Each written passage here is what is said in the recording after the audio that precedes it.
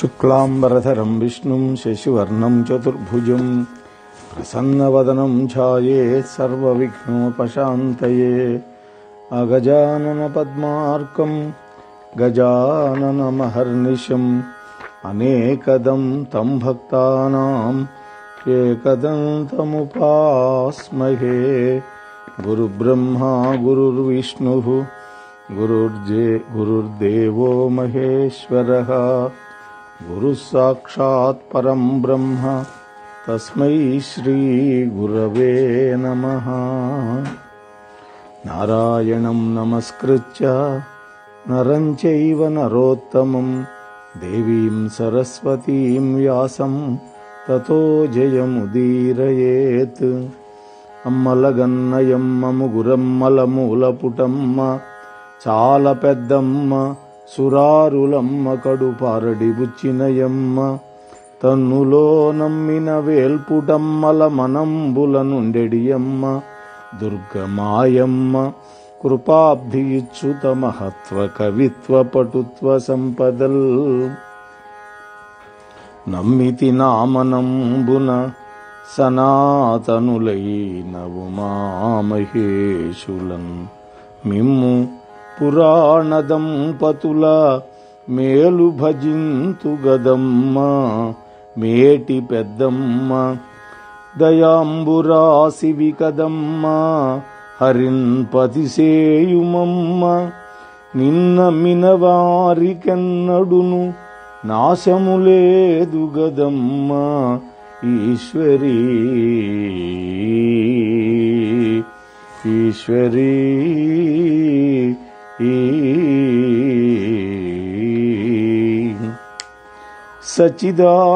సచిదానందరూపాం తాం గాయత్రీ ప్రతిపాదితాం నమామి హ్రీమయీం దేవీం ధియో నః ప్రచోదయాత్ ధియో నః ప్రచోదయాత్। యా దేవీ సర్వభూతేషు జ్ఞానరూపేణ సంస్థితా నమస్తస్యై నమస్తస్యై నమస్తస్యై నమో నమః। ఆపదాం అపహర్తారం దాతారం సర్వసంపదాం లోకాభిరామం శ్రీరామం భూయో భూయో నమామ్యహం। శ్రీ గురుభ్యో నమః। శ్రీమాత్రే నమః। మనం శ్రీమద్దేవి భాగవతంలో సప్తమ స్కంధానికి ఈ రోజు నుంచి అడుగు పెడుతున్నాం। ఇప్పటికి 22 రోజుల పాటు జగన్మాత యొక్క అనుగ్రహంతో అమ్మవారి యొక్క దివ్యమైన భవ్యమైన కథని చెప్పుకుంటూ మీరు వింటూ ఈ రోజున 23వ భాగంలోకి అడుగు పెడుతున్నాం। అత్యంత భక్తి శ్రద్ధలతోటి వాట్సాప్ మూలకంగా శ్రవణం చేస్తూ ఉన్నటువంటి భక్తామ తల్లులకు తండ్రులకు అందరికీ కూడా సాధువాదాలు చెల్లించుకుంటూ ఈరోజు మనం కథని ప్రారంభం చేసుకునే ముందు నిన్నటి రోజున మనం నారద మహర్షి యొక్క పూర్వజన్మ గాథ చిత్ర విచిత్రమైనది। నారదుడికి మహా మాయ ఎలా ప్రేరేపించి ఆడదిగా మారిపోయి పిల్లల్ని గని మళ్ళీ నారదుడై ఇదంతా కూడా విష్ణుమూర్తి నిరూపించినటువంటి కథ అంతా కూడా మనం విన్నాము। ఈ రోజున జనమేజయ మహారాజు సూర్యవంశంలో చంద్రవంశంలో ఎందరెందరో మహానుభావులు జన్మించారని వాళ్ళందరూ కూడా దేవి యొక్క భక్తులు, అలాగే ఆ దేవి యొక్క భక్తిలో తరించారని కూడా నేను విన్నాను। ఆ 2 వంశాల చరిత్రలను సవిస్తరంగా తెలుసుకోవాలని ఉంది, దయచేసి వివరించండి అని వ్యాసమహర్షిని కోరుకున్నాడు। ఈ పురాణం వింటూ ఉన్నటువంటి జనమేజయ మహారాజు వాస్తవానికి తక్కిన పురాణాలన్నీ కూడా వేదవ్యాస శిష్యుడైనటువంటి సూతుడు శౌనకాదులకి చెప్పినట్టుగా ఉంటుంది. కానీ ఈ మహత్తరమైనటువంటి పురాణం జనమేజయుడు చేసినటువంటి సర్పయాగం ఆగిపోయిన తరువాత జనమేజయుడు శాంతి లేదు, అలాగే తండ్రికి కూడా ఉత్తమ గతులు లేవు. ఎందుకని? శాపోపహతుడు సర్పదష్టుడు అయినందువల్ల. తండ్రికి ఉత్తమ గతులు కల్పించాలంటే ఏం చేయాలి అని అడిగినప్పుడు వ్యాసుడు తానే స్వయంగా ఈ దేవీ భాగవతాన్ని వినిపించాడు. నవాన్హిక దీక్షలో, అంటే 9 రోజులు దీక్షగా వినిపించాడు. మామూలుగా నవాన్హిక దీక్షలో వినిపించడం అంటే ఏం చేస్తారంటే పొద్దున పూట 3 గంటలు, అంటే ఉదయం 9 నుంచి 12 దాకా, మళ్ళీ మధ్యాహ్నం 3 దగ్గర నుంచి 6 దాకా, అంటే రోజుకు 6 గంటల చొప్పున ప్రవచనం చేయిస్తారు. ఒక ఆయన ప్రవచనం చేస్తాడు. ఒకళ్ళు ఇద్దరు ఈ దేవీ భాగవతాన్ని మొత్తాన్ని సంస్కృతంలో ఉన్నటువంటి మూలాన్ని పారాయణం చేస్తూ ఉంటారు. మొత్తం అయిపోయిన తర్వాత అమ్మవారి యొక్క మూలమంత్రం ఒకళ్ళు జపిస్తూ ఉంటారు, ఒకళ్ళు ఏమన్నా ఈ దేవీ భాగవతాన్ని చదువుతూ ఉంటారు, పారాయణం అంటారు దాన్ని. ఒకళ్ళు ఏమన్నా ప్రవచనం చేస్తూ ఉంటారు భక్తులకి. అంతా అయిన తర్వాత హోమం చేస్తారు. ఎంత జపం అయిందో దాంట్లో 10వ వంతు మళ్ళీ హోమం చేయాలి. ఇంత పెద్ద కార్యక్రమం అన్నమాట. సరే, అది పక్కన పెట్టి జనమేజయుడికి వ్యాస మహర్షి చెబుతున్నాడు, నాయనా జనమేజయ, విష్ణుమూర్తి యొక్క నాభికమల నుంచి బ్రహ్మదేవుడు పుట్టాడని ఇంతకుముందు చెప్పాను కదా. ఆ బ్రహ్మదేవుడు గొప్ప తపస్సు చేసి మహాదేవుని ఉపాసించి వరాలు పొంది జగత్తును సృష్టించడానికి ఉద్యుక్తుడయ్యాడు. అన్నిటినీ సృష్టించాడు, కానీ మానవుణ్ణి సృష్టి చేయడానికి మాత్రం అతడికి శక్తి సరిపోలా. ఎంతో ఆలోచించాడు, చివరికి ఓ ఉపాయం తట్టింది. శక్తి మేరకి కొందరినే సృష్టిద్దాం అనుకున్నాడు. ముందుగా 7గురిని మానసపుత్రులుగా ఆవిర్భావం చేయించాడు. వాళ్లే సప్త ఋషులు అంటారు. వాళ్ళు మరీచి, అంగిరసుడు, అత్రి, వశిష్ఠుడు, పులహుడు, క్రతుడు, పులస్త్యుడు. వీళ్ళు కాకుండా తన నొసటి నుంచి రుద్రుని పుట్టించాడు. ఒడిలో నుంచి నారదుడు పుట్టాడు. బొటనవేలు నుంచి దక్ష ప్రజాపతి పుట్టాడు. వీళ్ళంతా కూడా బ్రహ్మదేవుడు కుమారులే. తరువాత తన మనస్సు నుండి సనక సనందనాదులని 4గురిని పుట్టించాడు. సనకుడు, సనందుడు, సనసుజాతుడు, ఇటువంటి వాళ్ళు 4గురు ఉన్నారు. వాళ్ళు ఎప్పుడు 5 ఏళ్ల వాళ్ళుగానే ఉంటారు. వీళ్ళందరూ పురుషులే. ఎడమ బొటన వేలు నుంచి ఒక స్త్రీని ఆవిర్భంపజేశాడు. ఆవిడే దక్షుడి యొక్క భార్య అయింది. సర్వాంగ సుందరి ఆమె. ఈ అమ్మాయి పేరు వీరిణి. అసిక్రీతి అనే కూడా ఇంకో పేరుంది ఆ అమ్మాయికి. ఈ వీరిణి దక్షులకు నారదుడు కొడుకైనాడు. అతడు దేవర్షి అయినాడు. ఇలా వింటూ ఉండగా వెంటనే మీకు వచ్చినట్టే జనమేజయుడికి కూడా అనుమానం వచ్చింది. ఇంతకుముందు బ్రహ్మ మనస్సు నుంచి పుట్టాడన్నారు, ఒళ్ళో నుంచి నారదుడు. మళ్ళీ ఇప్పుడేమన్నా దక్షుడికి వీరినికి పుట్టాడు అంటున్నారు. ఇది కొంచెం వింతగా ఉంది. ఎందువల్ల వచ్చాడు? ఏదైనా శాపం వల్ల జరిగిందా? దీనికి కారణం ఏంటి అని అడిగాడు జనమేజయుడు. నాయనా జనమేజయ, దీనికి కూడా జవాబు దొరుకుతుందిలే, ముందు కథ విను. ఆ వీరిని దక్షులకు ప్రజాసృష్టి చేయమని బ్రహ్మదేవుడు ఆజ్ఞాపించాడు. ఆ దంపతులకి 5,000 మంది సంతానం పుట్టారు. ఈ అధిక సంతానం చూశాడు నారదుడు, పరిహాసం చేశాడు. ఓ వీరిని దక్షుళ్ళారా, మీరు ఇలా సంతానం వృద్ధి చేసుకుంటూ పోతే సరిపోతుందా? నా మాట విని ముందుగా అసలు ఈ భూమి ఈ పరిమాణం ఎంత ఉందో తెలుసుకోండి. అటుపైన సంతానోత్పత్తి చేయండి, అందరూ ఆనందిస్తారు, ఎవరికి ఏ ఇబ్బందులు ఉండవు, లేకపోతే చిక్కులు వస్తాయి అన్నాడు. ఈ మాట విన్నారు దక్షుడి యొక్క కొడుకులు 5,000 మంది. అవును కదా, ఇది నిజమే కదా, అసలు భూమండలం ఎంత ఉందో తెలుసుకుందామని ఈ 5,000 మంది తలో దిక్కుబట్టి వెళ్ళిపోయారు. దక్షుడు బెంగపడ్డాడు. అరే, 5,000 మంది పుట్టించానే, వాళ్ళందరూ ఇలా వెళ్ళిపోయినారే నారదుడి మాట విని అనుకోని మళ్ళీ ఇంకా కొంతమంది పుత్రులను పుట్టించాడు. వాళ్ళు కూడా పెరిగి పెద్దవాళ్ళై తాము సంతానాన్ని ఉత్పత్తి చేయడం మొదలుపెట్టారు. అదొక ఉద్యమంలాగా సాగుతోంది. మళ్ళీ నారదుడు వచ్చి వేళాకోళం చేశాడు. మీరంతా మూర్ఖుల్లాగా ఉన్నారు, చెబుతుంటే వినిపించుకోరా, అసలు భూగోళం ఎంతుందో తెలుసుకోకుండా సంతానాన్ని ఉత్పత్తి చేస్తున్నారేంటి మీరు అని విసుక్కున్నాడు. మళ్ళీ వాళ్ళు కూడా నిజమే కదా అని మళ్ళీ వాళ్ళ అన్నయ్యలు ఎట్లా అయితే తలో దిక్కుకు వెళ్ళిపోయారు 5,000 మంది, వీళ్ళు వెళ్ళిపోయారు. ఇక దక్షుడి కోపం వచ్చింది. నారదుడిని శపించాడు.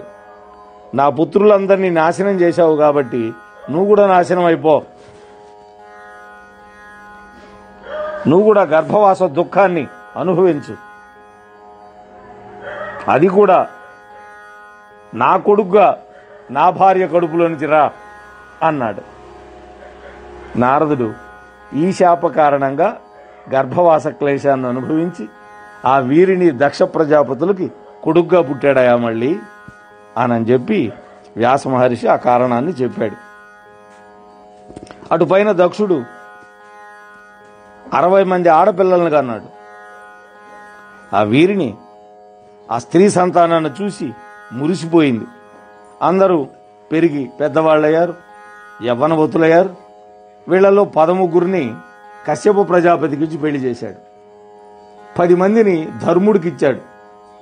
27 మందిని చంద్రుడికిచ్చారు. వాళ్లే అశ్విని భరణి.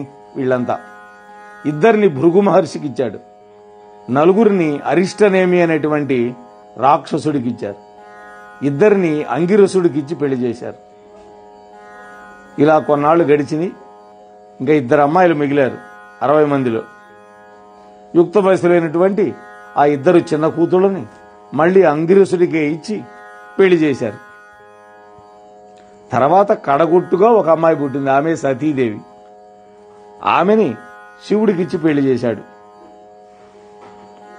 సరే, ఆ సంతానమే అంటే వీళ్ళంతా పుత్రులు పౌత్రులు అయ్యారు. ఈ కశ్యపుడికి ఉన్నటువంటి 13లో దితి అదితి అనేటువంటి వాళ్ళు ఉన్నారని మనం ఇంతకుముందు చెప్పుకున్నాం. ఆ దితి కడుపున ఉన్న దైత్యులు పుట్టారు. అదితి కడుపున ఆదిత్యులు అంటే దేవతలు పుట్టారు. ఈ దేవతలు, దానవులు, రాక్షసులు వంశాలన్నీ తామర తంపరగా పెరిగినాయి. వాళ్ళు పరస్పర విరోధులైనారు, మహావృతులైనారు. నిరంతరం కలహించుకుంటున్నారు ఈ సోదరులే. సవతి పిల్లలే కదా వీళ్ళంతా, దేవతలు, రాక్షసులు. జనమేజయ, నువ్వు అడిగినటువంటి సూర్య చంద్ర వంశాల చరిత్ర ఇక్కడి నుంచి ప్రారంభమవుతుంది, శ్రద్ధగా విను అన్నాడు. ఇలా దేవతలు, దానవులు ఆవిర్భవించారు అన్నాను కదా. ఆ దేవతలలో సుప్రసిద్ధుడు సూర్యుడు.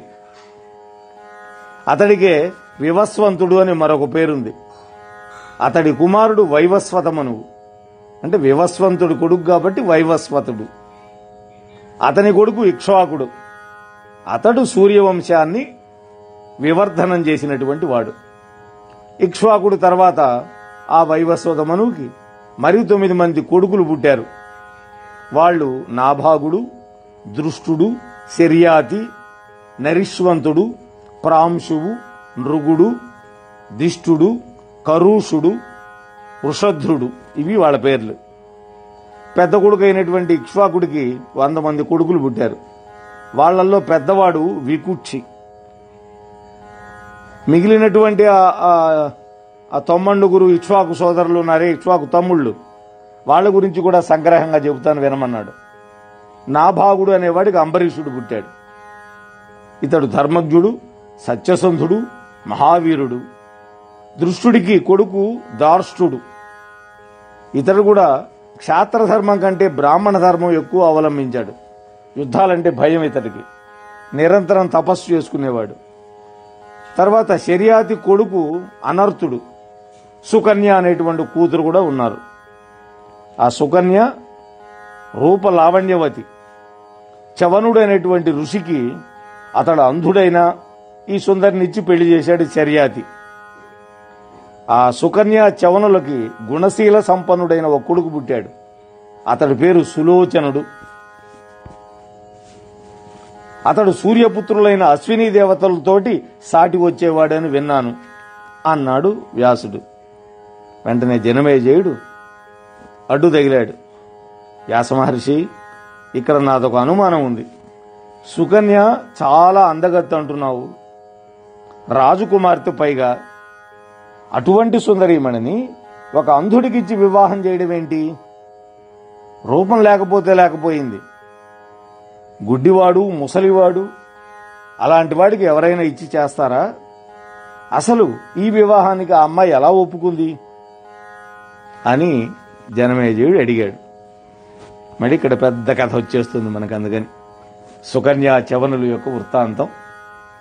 వ్యాసుడు, జనమేజయ, నీ సందేహం సమంజసంగానే ఉందయ్యా. శర్యాతికి 400 మంది భార్యలు ఉన్నారు. అందరూ అందగత్తలే, రాజకుమార్తెలే. వాళ్ళందరికీ ఒకే ఒక్క గారాల కూతురుంది, సుకన్య. ఒకరోజు ఈ అమ్మాయి రాజధానికి దగ్గరలో ఉన్న ఒక సరోవరానికి వెళ్ళింది చెరికెత్తలతోటి.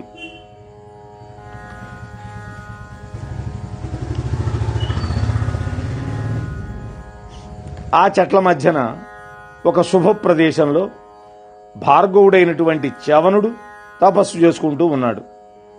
అతడు పరమశాంతుడు. ఇంద్రియాలను నిగ్రహించుకుని నిరాహారుడై మంచినీళ్లు కూడా ముట్టుకోకుండా కూర్చున్న చోటు నుంచి కదలకుండా మహాదేవిని ఉపాసిస్తున్నాడు. అతని చుట్టూ పుట్ట ఏర్పడింది. అందులో చీమలు కూడా చేరాయి.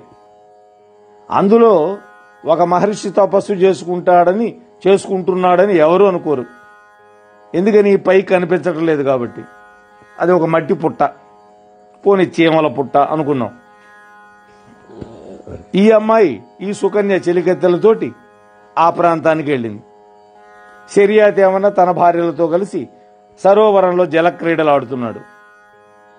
ఈ సుకన్య పువ్వులు కాయలు తుంపుకుంటూ ఆడుకుంటూ పాడుకుంటూ చెలికెత్తలతో తిరుగుతూ రవంతా అలిసిపోయి ఆ పుట్ట దగ్గర కొంచెం కూర్చున్నది.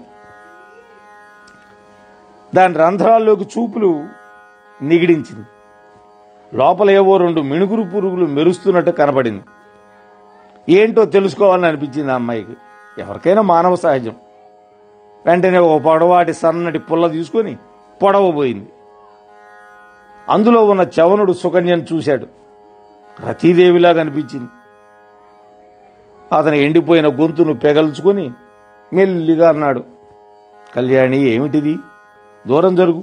ఓ చంద్రవదన, నేను ఒక తపస్విని, ఈ పుట్టను నాశనం చేయొద్దు అని సన్నగా హెచ్చరించాడు. ఈ సుకన్య వినిపించుకోలే. బాల్య చాపల్యం కొద్దీ ఆ రంధ్రంలోకి పొడిచింది పుల్లతోటి. వెంటనే చవన మహర్షి కళ్ళు పోయినాయి. ఏం జరిగిందో తెలుసుకోలేని సుకన్య తన చిరకీలతో మళ్ళీ ఆటల్లో పడిపోయింది. లోపల ఏదో శంక ఉన్నది. ఏం జరిగి ఉంటుంది, పుల్లతో పొడిచాను కదా, మూలుగు వినపడింది అనుకుంది. పాపం కళ్ళు పోయిన బాధను తట్టుకోలేక చవనుడు క్రుద్ధుడైపోయినాడు. ఆ క్షణంలోనే రాజసైనికులకి, రాజుకి, ఆయన పరివారానికి మలమూత్రాలు బిగుసుకుపోయినాయి. కానీ చవన మహర్షి శాపం పెట్టలేదు. కానీ ఒక తపస్వికి జరిగినటువంటి అన్యాయం, భగవంతుడు ఆ జగన్మాత గురించి ఆయన తపస్సు చేస్తున్నాడు, ఆమె ఊరుకుంటుందా? సరే, ఇవన్నీ రాజుకేం తెలియదు. రాజుగారు రాజధానికి వెళ్ళిపోయినాడు, ఆ అమ్మాయి వెళ్ళిపోయింది. కానీ అందరికీ మలమూత్రాలు బిగుసుకుపోయింది. ఏం జరిగింది? ఎవరికి ఏమైనా అపకారం చేశారా? సైనికులను పిలిచి ఆరాధీశాడు రాజుగారు. వాళ్ళన్నారు, సరోవరానికి దగ్గరలోనే చవన మహర్షి తపస్సు చేసుకుంటున్నాడు. బహుశా మన వాళ్లలో ఎవరో ఒకరు అతడికి ఏదో అపకారం చేయడమో అవహేళన చేయడమో జరిగి ఉంటుంది. ఆ తపస్వి కోపించి మనందరికీ మలమూత్రాలు బంధనం చేసి ఉంటాడు అని వాళ్ళు అనుమానం వెలిబుచ్చారు. షరియాత్ ఇంకా విచారణ కొనసాగిస్తున్నాడు. అందరూ మాకు తెలియదంటే మాకు తెలియదు అంటున్నారు. ఇదంతా గమనించాడు సుకన్య తండ్రి.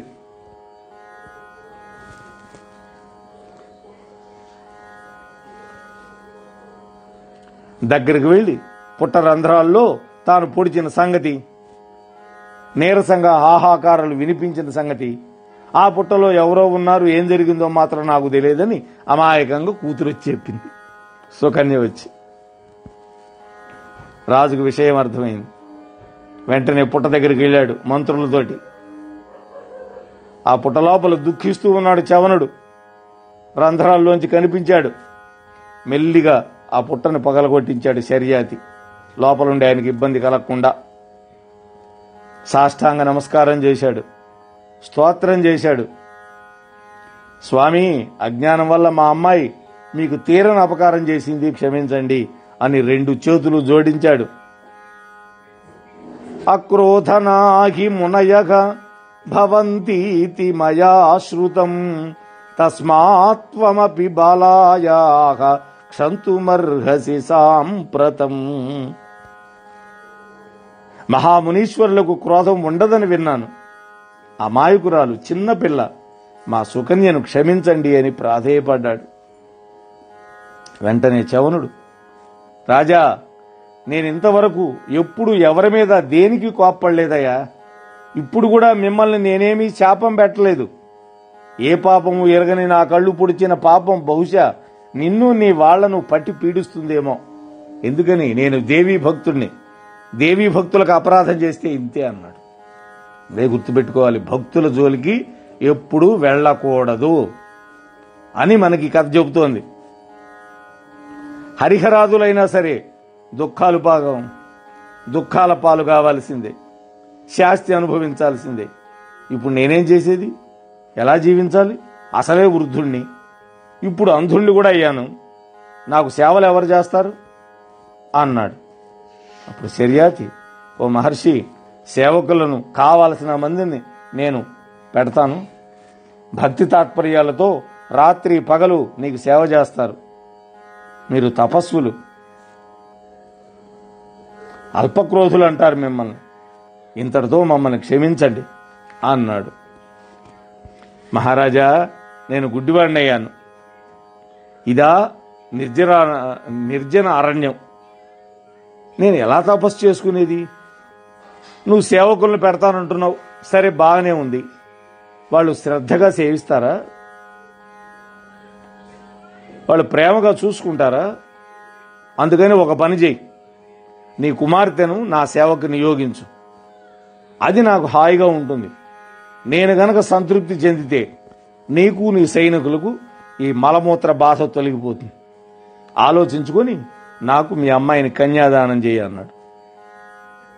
ఈ ప్రతిపాదన వినేసరికి షరియాతి గుండెల్లో ప్రకంపనలు పుట్టించి,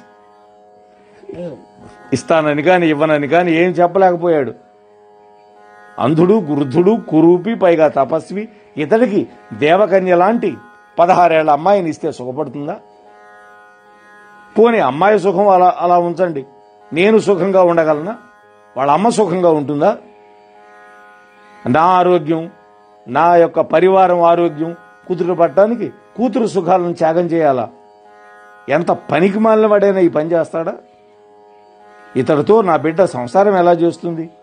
ఏం సుఖపడుతుంది?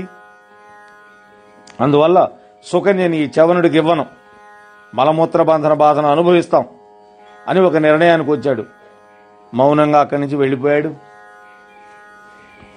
ఈ సుకన్యకి ఈ సంగతి అంతా తెలిసింది. సరాసరి తండ్రి దగ్గరకు వచ్చింది. నాన్నగారు, ఇందులో మీరు ఇంతగా మదన పడవలసింది, దిగులు పడవలసింది నాకేం కనపట్టలేదు. నేను ఇప్పుడే వెళ్ళి ఆ మహర్షిని ఓదారుస్తాను, ప్రసన్నుని చేసుకుంటాను, నన్ను నేను ఆయనకు సమర్పించుకుంటానంది.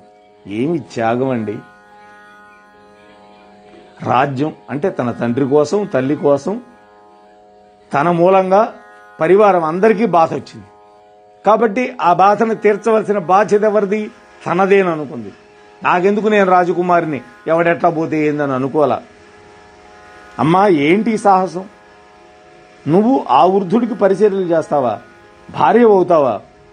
ఏ తండ్రి అయినా కన్న కూతుర్ని అందగాడికో యువకుడికి, ధనవంతుడికి, విద్యావంతుడికి ఇవ్వాలనుకుంటాడే గాని ఇలాంటి కురూపి వృద్ధుడికి, అంధుడికి ఇవ్వాలనుకుంటాడా? కూతురు ఇష్టపడితే మాత్రం తాను ఒప్పుకుంటాడా? నువ్వెక్కడా, ఆ చవనుడెక్కడా? ఏ ఒక్క అంశంలోనూ అనురూపత లేదే మీ ఇద్దరికి. నేను అలా ఒప్పుకుంటాను? తల్లి, ఇది అన్యాయం. చూస్తూ చూస్తూ నీకు అన్యాయం చేయలేను. అమ్మా, నువ్వు స్థిరచిత్తంతో ఉండు. ఏ అంధుడికి నేను ఇవ్వను. ఈ రాజ్యం, ఈ దేహం ఉంటే ఉండని, పోతే పోని, నాకు బాధే లేదు. ఇది నా నిర్ణయం అన్నాడు. వెంటనే అమ్మాయి, తండ్రి, చవన మహర్షిని చేసుకోవడానికి నేను ముమ్మాటికి ఇష్టపడుతున్నాను. మీరేం బాధపడద్దు. నన్ను ఆ మహాత్ముడికిచ్చి పెళ్లి జరిపించండి. నా వల్ల నీకు, నీ సైన్యానికి ఏ కష్టమూ రాకూడదు. మీరంతా సుఖంగా ఉండాలి. అదొక్కటే నా కోరిక. సంతోషంగా నేను నా భర్తకి సేవలు చేసుకుంటాను. అతడు పరమపావనుడు, మహాతపోధనుడు. భక్తితో, ప్రీతితో సపర్యలు చేసి నేను తరిస్తాను. మన వంశానికి కీర్తి తెస్తాను. నాన్నగారు, నాకు భోగాలపై కోరిక లేదు. నేను స్వస్థ చిత్తంతోనే ఈ నిర్ణయం తీసుకుంటున్నాను. నన్ను అనుమతించండి అన్నది.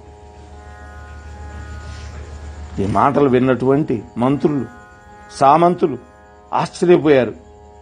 శర్యాతి కాసేపు బాధపడ్డాడు, చివరికి సంతోషపడ్డాడు. ఆహా, ఏమి పుత్రికను కన్నానని. వెంటనే పుత్రికను వెంట పెట్టుకుని చవనుడి దగ్గరికి వెళ్ళాడు. సాష్టాంగ నమస్కారం చేశాడు. స్వామి, ఇదిగో మా అమ్మాయి సుకన్య. మీరు కోరినట్లే మీకు కన్యాదానం చేయడానికి వచ్చాను, స్వీకరించండి అని పెళ్లి చేశాడు. చవనుడు సంబరపడ్డాడు, ముసిముసి నవ్వులు చిందించుకున్నాడు. శర్యాతి అనేకమైన కానుకలు తెచ్చాడు. వాటన్నిటినీ తిరస్కరించాడు. ఇదిగో ఈ కన్యా రత్నం నాకు చాలన్నాడు. అతడు ఎప్పుడైతే వివాహం చేసుకుని ప్రసన్నుడైనాడో వెంటనే రాజుకి, సైనికులకి, అందరికీ కూడా ఆ మలమూత్ర స్తంభన బాధ వదిలిపోయింది. శర్యాతి మహారాజు సుకన్యకి వీడ్కొలిపి ఇంటికి బయలుదేరుతూ ఉంటే సుకన్య అన్నది, తండ్రి, నా భూషణాలు, చీనాంబరాలు అన్ని వెనక్కు తీసుకుపోండి. ఈ ఆశ్రమంలో అవన్నీ నాకు అక్కర్లేదు. నా భర్త ఎలా నారచీరలు ధరించి తపస్సు చేసుకుంటాడో నాకు కూడా అటువంటి నారచీరలే కొన్ని ఇప్పించండి చాలు. నేను మునిపత్నిని కదా, ఈ క్షణం నుంచి ఆ జటా వల్కలాలే ధరిస్తాను. భర్తతో పాటు తపస్సు చేసుకుంటాను. నీ కీర్తిని, నీ వంశగౌరవాన్ని నిలబెడతాను. పరలోక సుఖం కోసం ఇప్పటి నుంచి నేను నా జీవితాన్ని సాగిస్తాను. కురూపి వృద్ధ తాపసికి కన్నబిడ్డనిచ్చానే అని నువ్వు ఏం దిగులు పెట్టుకోవద్దు, బెంగవద్దు. వశిష్ఠుడికి అరుంధతీదేవిలాగా, అత్రి మహర్షికి అనసూయాదేవిలాగా నేను ఈ చవన మహర్షికి ధర్మపత్నినై కీర్తి ప్రతిష్టలు పొందుతాను నాన్న. నేను మరోలా ప్రవర్తించి మీకు అప్రతిష్ట తెస్తానేమోనని భయపడద్దు. పతివ్రతా మార్గం కలలో కూడా విడిచిపెట్టను. ఇది నా ప్రతిజ్ఞ అన్నది. దృఢ సంకల్పం ఆ తల్లి. శర్యాతి ఈ మాటలు కుమిలిపోయాడు. దారుణంగా విలపించాడు. కన్న తండ్రి కదా, అందులో రాజు. ఈ అమ్మాయి ఇప్పటి వరకు రాజభోగాలు అనుభవించినటువంటిది. పట్టు పరుపుల మీద పడుకున్నది. చూడండి, గత్యంతరం లేదన్నట్టుగా నారచీరలు తెప్పించి కూతురికిచ్చాడు. సుకన్య వాటిని సంతోషంగా స్వీకరించింది. కళ్ళకద్దుకుంది. ఒంటి మీద నగలన్నీ తీసింది. ఆ వాలు జడని ముడిగా చుట్టుకుంది. పట్టుపుట్టాలు, రత్నాభరణాలు అన్నీ తండ్రికి ఇచ్చేసింది. ఇవన్నీ చూచినటువంటి శర్యాతి ముఖం పాలిపోయింది. నోట మాట లేదు. శిలా విగ్రహం లాగా నిలబడిపోయాడు. మోహనవాణి తెలుగు పోడ్కాస్ట్ ఛానల్ ని లైక్, షేర్, సబ్స్క్రైబ్ చేయండి. ప్రక్కనున్న గంటను మ్రోగించండి.